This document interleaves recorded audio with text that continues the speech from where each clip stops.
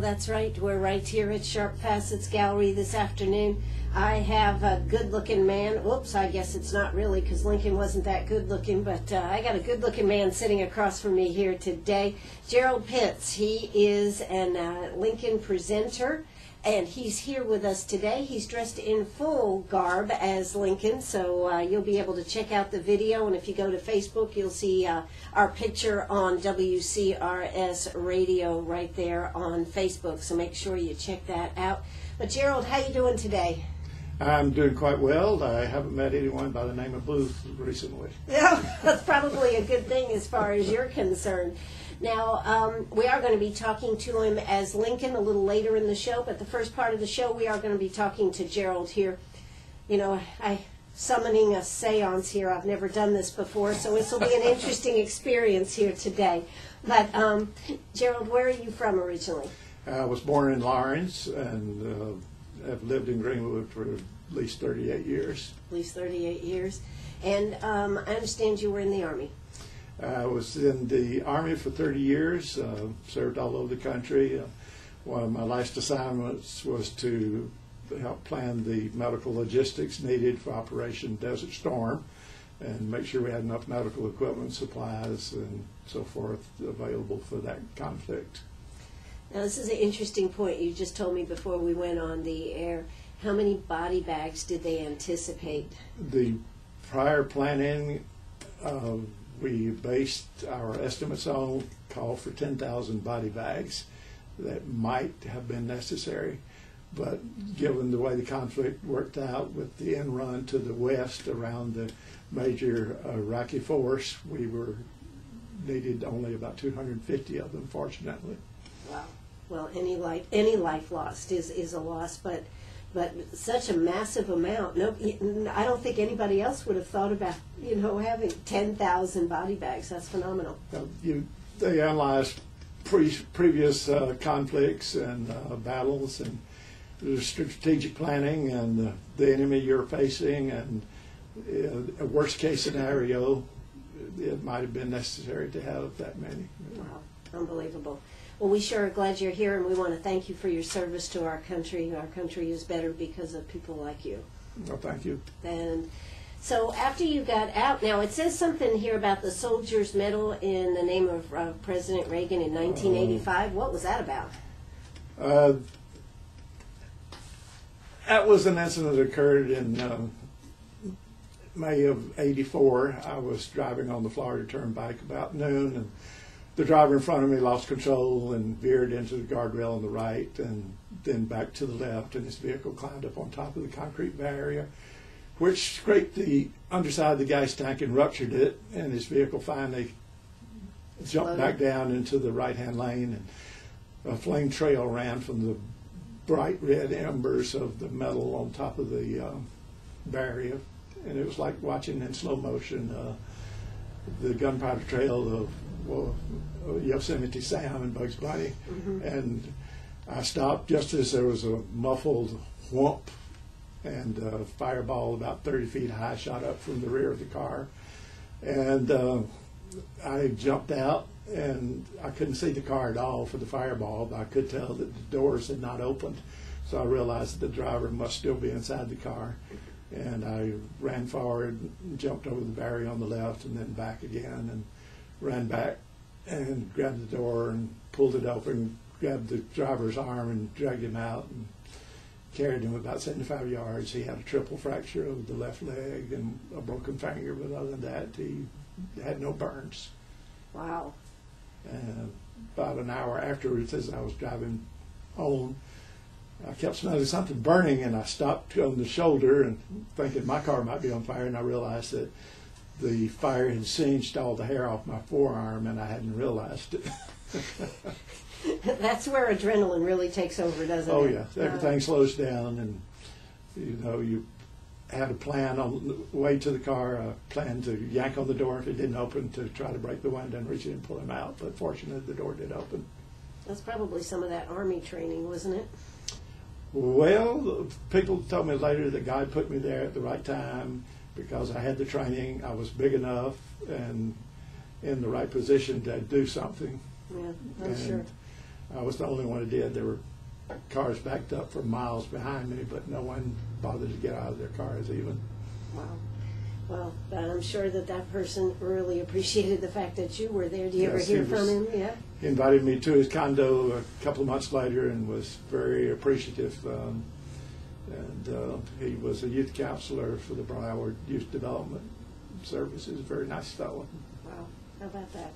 Well, you went on, and then you have you taught. You said at Cambridge, and taught every science that there was from grades 7 through 12 for 12 years at Cambridge Academy. Yeah, so not all the same year, of course, but I don't think anyone could have managed that. But it was life science, earth science, physical science, biology, advanced biology, physics, chemistry, and they even threw in psychology there for 2 years. Well, that's great. You've had a very interesting life then, haven't you? I would say so, yes. Yeah, I think so. But how did you decide to get into being a Lincoln presenter? What brought that about? Well, Lincoln was always my favorite president, and an aunt had given me the boyhood of Abraham Lincoln when I was probably 8 or 9, and I was very impressed by it. Thought this was really a cool dude in the vernacular, and he became my boyhood hero along with Joe DiMaggio and Roy Rogers, which dates me quite obviously. And then about 5 years ago, I read an article in Newsweek. There were 5 or 6 gentlemen in Abraham Lincoln outfits, and it was a 3-page story, and the caption at the top of the article was, "Honest Abe, they're not Honest Abe." And it was about the Association of Lincoln Presenters, a national organization of about 175 individuals scattered all over the country. And I happen to be the only one in South Carolina. I'm not quite sure why that is, unless perhaps it's because we get the blame for starting the recent unpleasantness. Mm-hmm. But I've been all over the state, never had a bad experience anywhere, never been heckled or teased or anything, and it's been a great retirement hobby. Everyone seems to enjoy the programs, and as I tell people who contact me, well, what do you want me to do? I can do anything from a 10-minute class walkthrough to a 6-hour program. Thus far, no one has asked for the 6 hours, but I remain hopeful. You remain hopeful. Now, one of the things I was looking through, you've got quite a scrapbook here. One of the things, you jumped out of a plane. Well, I figured for my birthday 2 years ago, we were doing a program for the Somerville Library, and it happened to be on my birthday, and the coordinator said, well, we'll change it to the next week, because I know you won't want to do this on your birthday.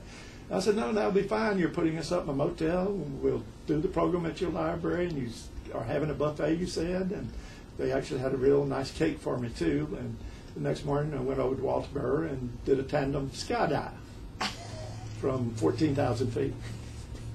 And you lived to tell about it. Oh, yes. My wife, Jimmy Nell, when I told her I was going to do this, she said, you can't do that. I'll have to have an ambulance standing by the runway. And I reassured her. I said, no. If you make a mistake skydiving, you don't need an ambulance. And once she'd been completely reassured, she was okay with it. She went and found all your insurance papers, though, just well, to be she sure. did check. Oh, I understand. Now, your wife has joined you in this venture as Mary Todd, but how did she get involved in it? Well, when I told her I was going to become a Lincoln, she said, well, that's going to be your hobby and don't expect me to have anything to do with it. Mm-hmm. The lady now owns 4 Mary Todd Lincoln gowns. And how did she get involved? Well, the first convention we went to was in Alton, Illinois, the last Lincoln-Douglas debate site. And there were about 25 Mary Todd Lincolns there, all in their Civil War gowns. And they took her under their wing, so to speak, and converted her. And converted her? And she came back as Mary Todd. She's now Mary Todd whenever she's able to. She manages the bootery, so usually it's only weekends and evenings that she's able to make an appearance. But everyone, I think most of them would rather see her than me. Why is that? She's a lot better looking. Well, you know, I love some of the stories. We're going to talk about some of the Lincoln stories here, but we also we need to talk about just a few of the uncanny things that are exactly the same, such as Abraham Lincoln was 6'4". Now, how tall are you? I'm 6'4". And Abraham Lincoln wore a size 14 narrow shoe, and what about you? That is my size also. How about had a stepmother named Sarah, and you have a Mother named Sarah, and she was born on Lincoln's birthday, Ooh, this is as getting was one scary. of her older sisters. This is getting scary. Now, Abraham Lincoln, of course, had 4 sons. How about you? 4 sons. Let's see. Let's see. What else shall we talk about? Oh, it says, of course, Abraham Lincoln was an excellent writer. You list yourself as a fair writer. I can write somewhat. Okay. Lincoln, of course, was a poetic writer. The Gettysburg Address, the Second Inaugural, the Farewell to Springfield were just like poems. Yeah. He was an excellent writer. How about your first? His first romantic interest was named Anne and died tragically young. That was Abraham Lincoln. And you? The first girl with whom I was infatuated was also named Anne, and she also died tragically young. We both had sisters named Sarah. Both died young. And it went on and on. Lincoln had a severe concussion at the age of 9. Yeah. And I had a severe concussion at age 14. And the only difference is a mule kicked him in the forehead. He was unconscious for 17 hours, and I was thrown through the windshield of a car from the back seat out onto the hood, and was unconscious for a short time. Had a very severe concussion. And then, of course, there was number 12, shot at while riding to a soldier's home north of Washington. This is Abraham Lincoln. Bullet knocked his hat off his head and spooked the horse. And for you? When I was stationed at Fort Meade, which is north of Washington, I was returning back late one Saturday night. No traffic anywhere in sight, and a bullet broke my windshield in front of my face and ricocheted off to the right. Had the shooter given 18 inches less lead, it would have hit me in the side of the head. Wow. Okay. And when I remembered that little incident, I quit trying to find similarities. You can't. That was enough. Because where is that booth man? He's not here today, is he? And in fact, when I do a stage play at a school that has a curtain and I'm saying some of Lincoln's words, sometimes the hair will stand up on the back of my neck, and I have an almost irresistible urge to turn and see if there's someone really behind me. But I'm afraid that it won't be Lincoln, it will be Booth. Exactly. All right, we are here with Gerald Pitts. He is Abraham Lincoln. He knows Abraham Lincoln. We're going to be talking more about Abraham Lincoln. Hey, if you want to give us a call, give us a call. 229-7984. That's 229-7984. We're going to hear a quick word from our sponsors, and we'll be... That's right. We are still here with Gerald Pitts. We are talking about Lincoln this afternoon. He is an Abraham Lincoln presenter. He represents, in fact, if you look at the video that we are doing right now that'll be posted on YouTube, you'll be able to see him all dressed. In fact, he just checked the time with his pocket watch there, so there you go. But I was asking you before we came back on the air, I bet 2009, since that was a bicentennial, was a very busy year for Lincoln presenters, wasn't it? The bicentennial was great. February, I think I did at least 12 different appearances. On the day of my birth, which was February 12th, I went to the school I attended for the 6th and 7th grade in Lawrence, and the local paper had a reporter, photojournalist, followed me around the whole day, and the advertiser published a full page of color pictures and stories which were just fantastic, so much so that I've had several copies laminated, and I furnished them to organizations that want to use it in pre-publicity for an event. Sure. But you were telling me you went to Washington, D.C. Our annual convention was held in Washington, of course, where else? Right. And we had a big turnout, and picture, if you will, 2 chartered buses pulling up in front of the Lincoln Memorial, and about 78 Lincolns getting out and traipsing up the steps and lining up in ranks in front of the seated figure of Lincoln. Within 10 minutes, every tourist within 5 blocks was ranged in front of us, about 20 deep. Trying to get a picture? The film director and a park ranger finally had to stand on a chair and say, "People, if you'll all move back 30 feet, the Lincolns have said they'll stay an extra hour, and you can take all the pictures you want, and individual poses, whatever. And they moved back, and I was there for another hour, and at least 50 people from all over the world took my picture. Some wanted to come up and shake your hand with a very formal portrait. Others would drape an arm over my shoulder if they could reach that high. And some wanted to give you a big hug, but it was amazing. It was amazing. Now, just for the record, how... I lost my train of thought. What was I going to say? I had a good question for you about this. So you were up there for that, and then any other events that were happening up there at that time? Oh, quite a number. The Willard Hotel asked us to come and loiter around their lobby. Loiter around the lobby, you know, to attract the tourists, and they were nice enough to give us all a free luncheon, which would have cost $30 otherwise, and they gave each of us a nice special medallion that they had minted for the bicentennial. So it was well worth doing. We went to the African American Memorial, which supposedly lists the name of every African American who died during the Civil War fighting in the United States colored troops.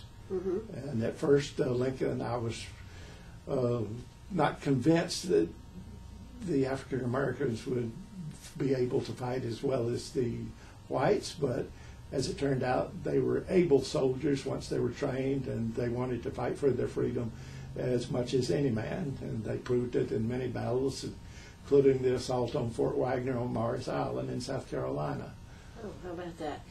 Now, just for the record, do you have to be any particular height, or are there any requirements to become a Lincoln presenter? Well, we have a Lincoln up somewhere in New England who is 6'9". 6'9". So he's an overachiever.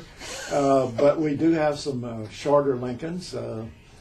Charlie Brain, who was one of the founders, kind of shrank up as he aged, and Charlie died, unfortunately, last year, but he was about 5'11" when I met him, and he claimed he had started out at 6'4", but just gradually shrank down. Gravity pulled him down, right? Okay. So that's what I was wondering. Do you have any, I guess what you're telling me is you It's don't. mostly in the presentation and the way you put it across. I mean, you can convince someone that you're 6'4" if you think you're 6'4" and are talking like that. Like 6'4". That's very interesting. Now, you're 6'4", but how tall is your top hat there? I mean, that's got to be a good 12, 16 inches, something? Well, it was made for me by a hatter in Santa Cruz to the specifications of the one in the Smithsonian. Right. And she did a magnificent job with it. Leather band, his initials monogrammed on the inside. And as you can see, I keep paperwork in there, as Lincoln did. The stovepipe hat was sort of the badge of office of the lawyers back in the mid-1800s. And kind of like the wigs in... when they were riding the circuit, they would keep contracts and wills and other paperwork in their hats.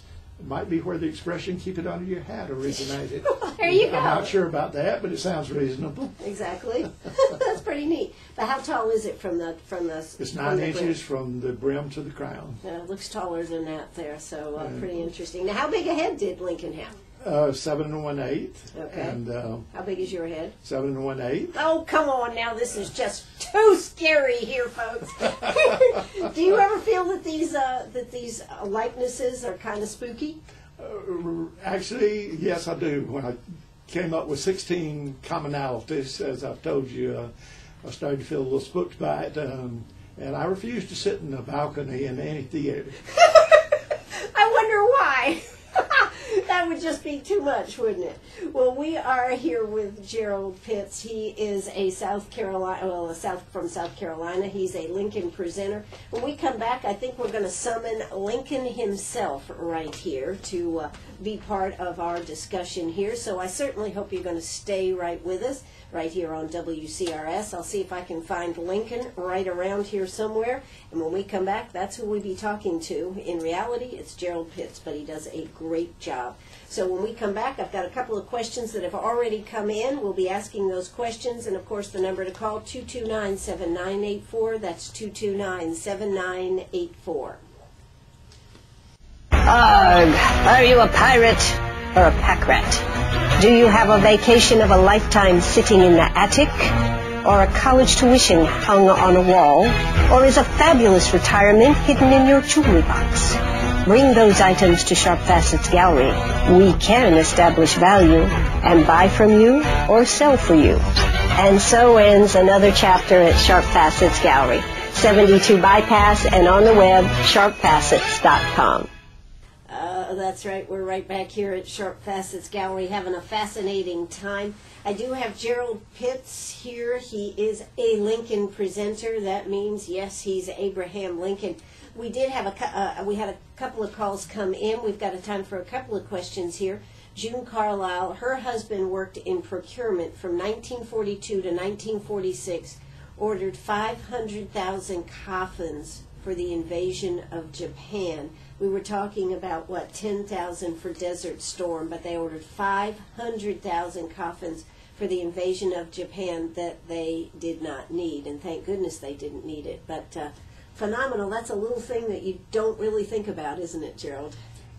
Most people wouldn't. I did, because in July 1945, my father was in occupied Germany on redeployment orders to the South Pacific, and fortunately the atomic bombs were dropped and the Japanese capitulated. Wow, unbelievable. Now, one other question that either June or somebody else had: how much does it cost to have aid to appear like the head of the Preservation Society? I'm sponsored by the South Carolina Humanities Council. They pay a fee for me to come to any nonprofit organization, and generally I don't charge you any more unless, for example, you're on the extreme edge of the state or I have to spend the night or something. I expect you to get me a motel at least. Absolutely. Otherwise, the Humanities Council pays the fee, and there is no other fee. And one of the other things, if you'd like more information about Gerald, the best thing you said was to just Google?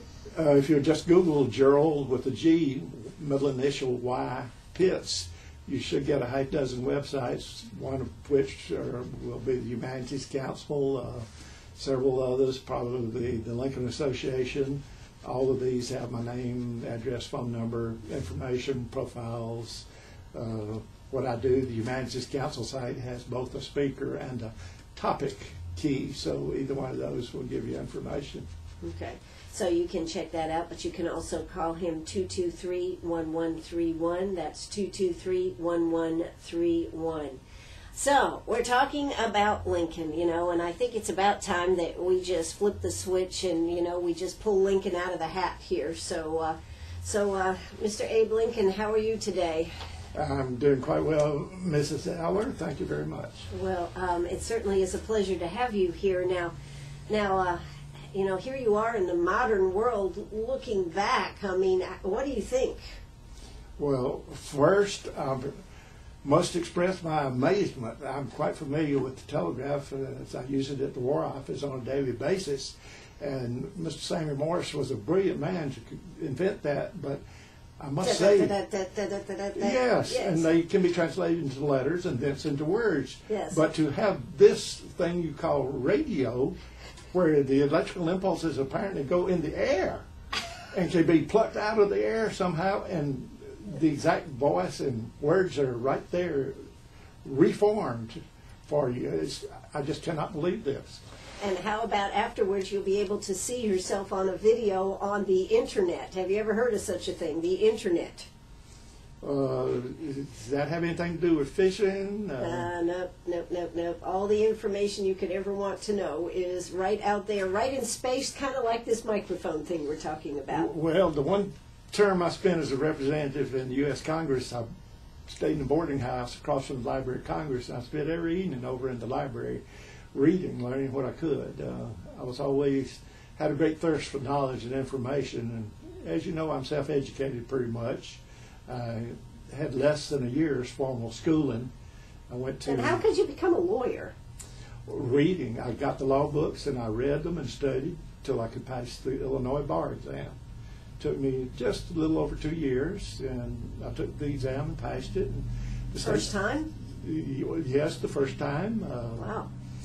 And I was a lawyer. They sent me a big certificate that said, "One Abraham Lincoln is hereby certified by the state of Illinois to practice before the bar." And I spent 25 years in Illinois as an attorney before being elected president. Now, in curiosity, you know, you have the name of Honest Abe. Now, what did that mean as far as your legal practice? Well, as an attorney, later on... Because we all know attorneys aren't really that honest in today's world. Now, maybe in the old school they were, but in today's world, our attorneys aren't always that honest. Sorry, attorneys, but it's true, and you know it. Well, when I was practicing with Billy Herndon, later on, when we'd get a law clerk in or somebody wanted to read law, I would sit him down first thing, and I would talk to him, and I'd say, now first determine that you can be an honest lawyer. And if you decide in your own mind that you cannot be an honest lawyer, then be honest enough to go into another occupation where you can be honest. And how about your clients? Well, occasionally I would turn down a client if I was certain he was guilty, or if I was afraid that he might give dishonest testimony in court. I walked out of a case one time when I realized that my client was sitting in the witness box and was lying. You walked out? I got up and walked out. The judge, of course, sent the bailiff after me to fetch me back, but I told the bailiff, said, go back and tell His Honor that my associate will continue the case. I've got my hands dirty, and I must go wash them. Because I could not continue with a case where I knew my client was lying. Wow, okay. Now, your wife, how did you meet your wife? Married Todd. I'd been practicing law a few years in Springfield, and Ninian Edwards was one of the big dogs in town. His father had been governor of Illinois, and he was married to Elizabeth Todd from Lexington. And Elizabeth's sister, Mary, had come up from Lexington to live with her because her father had remarried. Her mother died when she was 9, as had my mother when I was 9.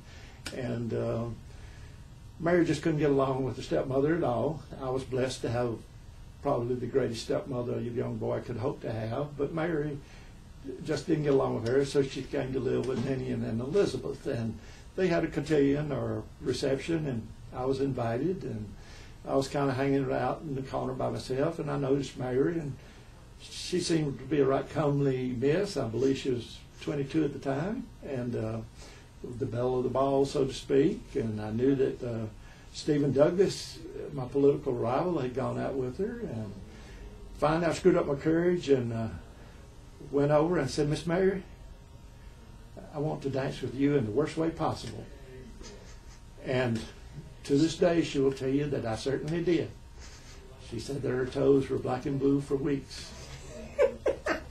Now, I mean, I would just be curious, what were you actually wearing? Because, you know, I understand your wardrobe was not really that great, and you didn't spend a lot of time worrying about what to wear. Mary, if she did anything for me, it was probably to civilize me. Civilize you? She dressed me up better than I would have been on my own. I was always a gangling fella and didn't pay too much attention to my clothes, usually a black flannel suit, and pants might be too short, and sometimes I forgot to press them and be right wrinkled, but clothes were never of much importance in my mind. It was a different story with Mary. She spent a lot of time buying clothes, and at one time she owned 200 pairs of gloves when we were in the White House. 200 pairs of gloves? Well, it's not as crazy as it sounds. You have to serve in a lot of reception lines, and you get your gloves dirty if you shake hands with several hundred people night after night. And so I reckon maybe she could have used, well, frankly, she could have used about a tenth that many, but it was okay. It was okay. Mary did what Mary wanted to do, generally speaking. I didn't try to hold her back much. You know, in today's White House, nobody gets to go in the White House. I mean, you have to be invited to go to the White House. And, you know, there's a big fence around the White House, so nobody can even get close to the White House. But I understand your White House wasn't like that. Oh, no, there were no fences at all, completely open. A flock of sheep grazed on the south lawn. There were outhouses. We had a well on the north side and one on the south side. And one of the useful pieces of advice President Buchanan gave me as he left office was to say, Lincoln, the water in the well on the north side is better than that in the south side. And But did people actually camp out at the White House and stay at the White House? Oh, in the afternoons, it was sort of open house. Folks would wander in, mostly in the beginning, to ask for jobs, government job. Everybody wanted a government job. Even back then, And they would come in, ask to see the president, and sometimes the secretary, if they thought he was important enough or warranted it, they might ask me if I wanted to come out and talk to them. And sometimes the groups would come in, I'd go out and speak to them, but generally speaking, there was no security or anything. People could just wander in the front door, wander around. More than once, Mayor and I discovered strangers upstairs in the living quarters just inspecting our belongings, you know. We didn't think too much of it. No one did. It was rather open. Rather open. Not like it is today. Not like it is today. Well, here we are here with Abraham Lincoln, a.k.a. Gerald Pitts. We'll be right back. Don't you? All right. We're back here at Sharp Facets Gallery. Abraham Lincoln is in the building. I'm sitting across from Abraham Lincoln. Believe it or not, we're having quite a conversation.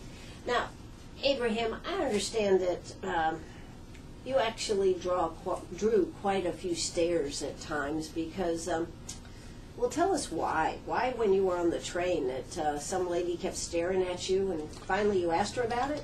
Well, I was always a tall, gangly fellow and not much to look at. Mary would even tell you that, I think.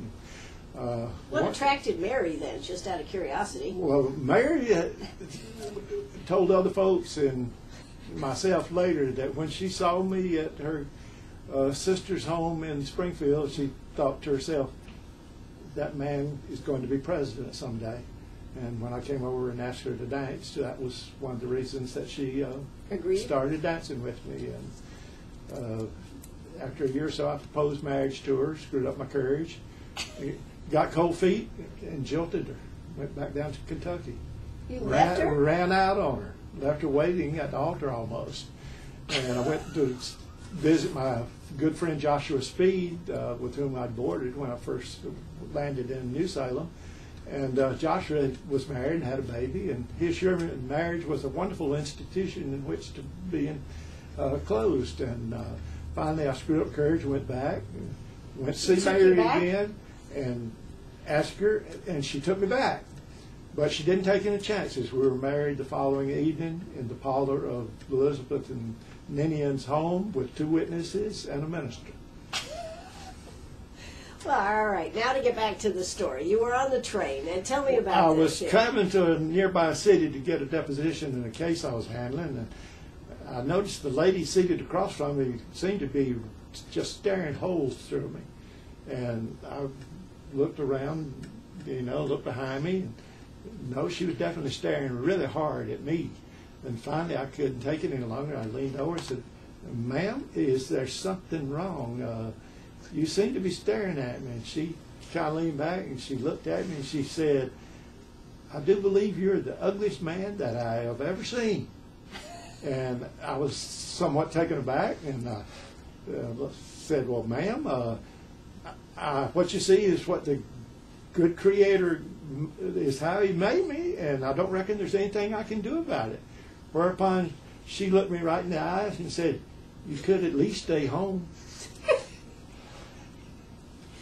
Well, what made you decide, after comments like that, what made you decide to pursue political office? Well, as a young fellow in New Salem in my mid-20s, I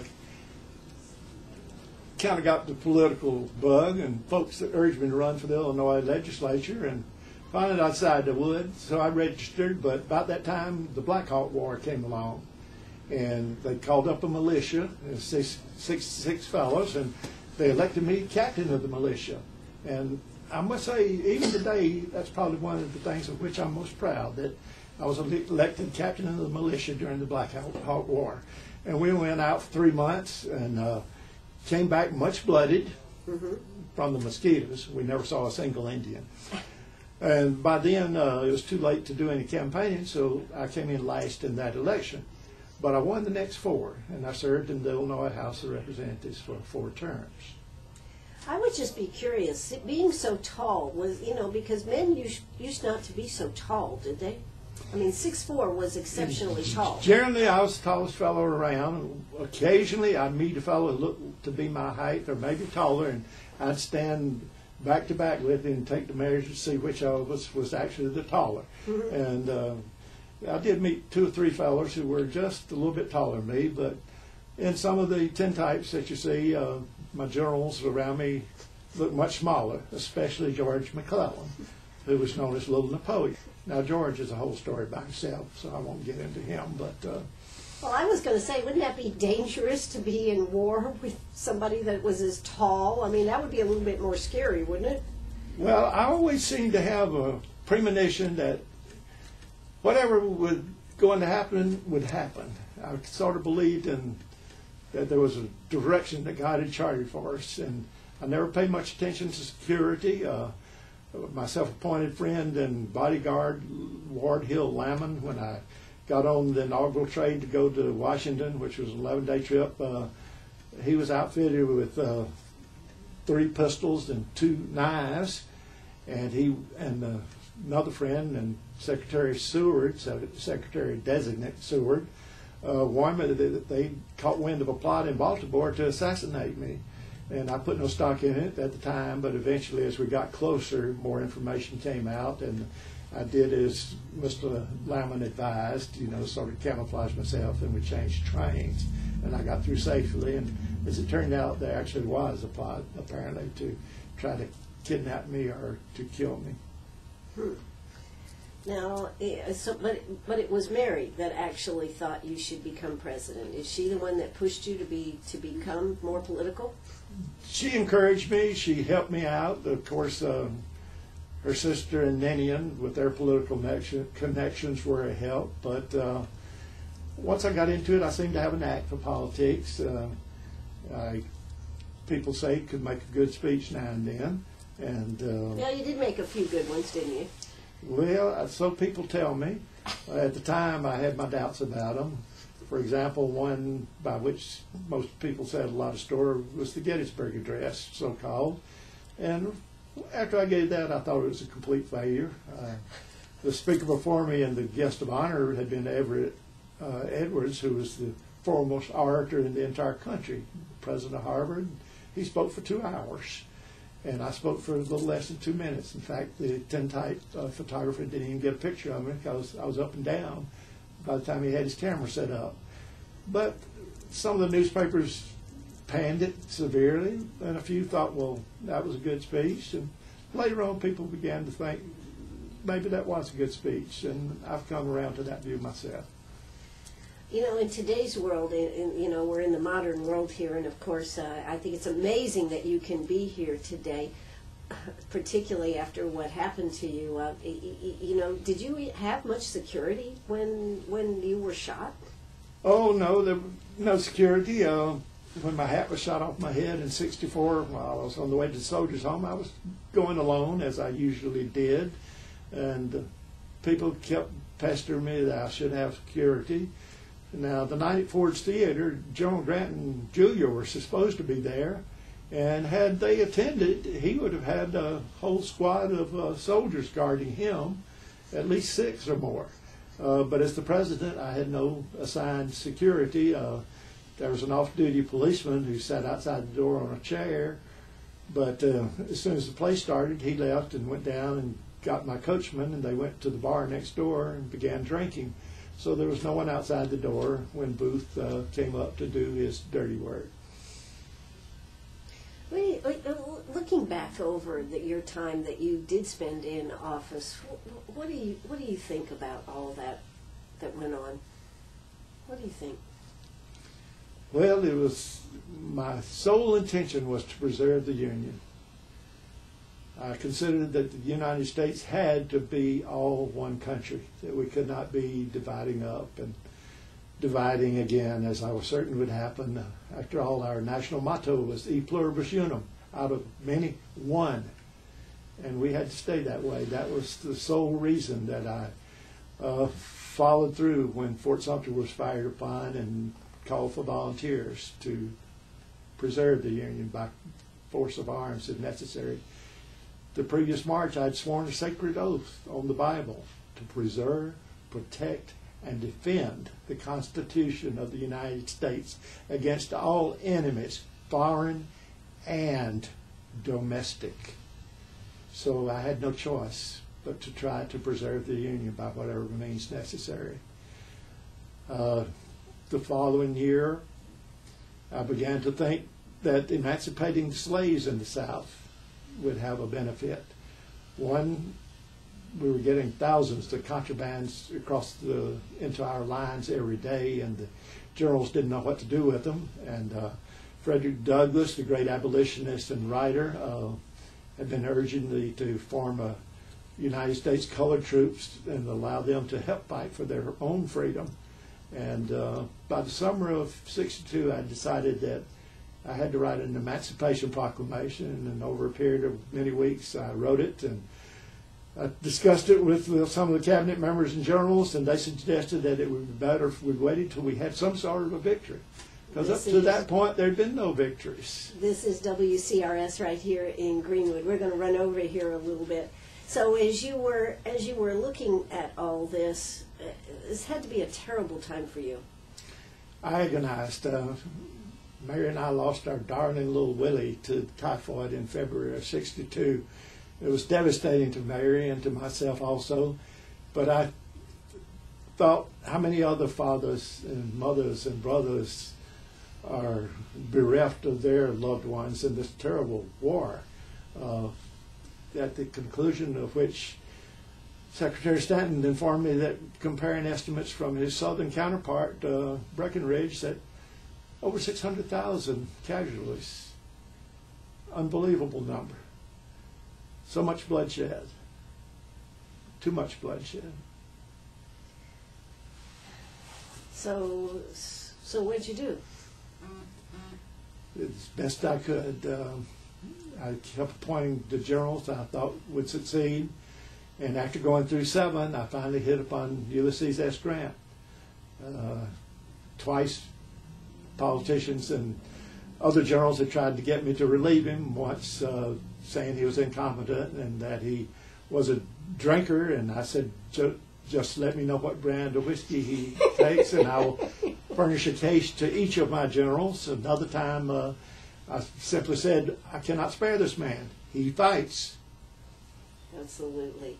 You know, President Barack Obama is our president, the first black president of the United States of America here now, and he compares himself quite a bit to you. So I've heard, I know Abraham Lincoln, and Barack Obama is no Abraham Lincoln. He's not. He's not. Ah, I see. So, you know, here we are on the verge of another election right here. It's 2012. We have a big election coming up here. Would you have any words of wisdom for our candidates and for our school children here today who just seem to be so lacking in history and civics and this type of thing as we round this up here, Abraham Lincoln? Well, how much time do we have? We don't have a lot. You know, very quickly, I'd tell the school children, study, read, learn all that you can. I had less than a year's worth of schooling and I became president. I read. Be honest in all of your endeavors. It will delight your friends and confuse your enemies. Be diligent. Persevere. Never give up. I failed 11 times in politics. I went bankrupt twice trying to run a general store, but I persevered. And finally, if I could close with what I think would be appropriate, given the times today. Is this a word to our candidates, maybe, or is this to the whole United States? This is to the whole United States and to the candidates. The last part of my first inaugural address. As God gives us to see the right, let us strive on to finish the work we are in, to bind up the nation's wounds, to care for him who shall have borne the battle, and for his widow and his orphan, to do all which may achieve and cherish a just and a lasting peace among ourselves and with all nations. That applies, of course, to our overseas conflicts.